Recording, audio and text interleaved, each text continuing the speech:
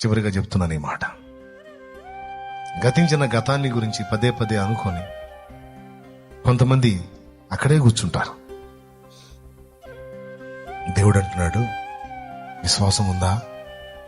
ఉందయ్యా. అట్లయితే మళ్ళా ప్రారంభించా. జారిపడ్డావా? అక్కడే కూర్చోవద్దు. పడటం తప్పు కాదు, పడ్డ చోటే ఉండటం తప్పు. పడటం తప్పు కాదు, అడుగు జారింది పడ్డావు, ఎటుగుడి పడ్డాను కదా ఇంక అక్కడే ఉందామని కూర్చున్నావు చూడు, అది తప్పు.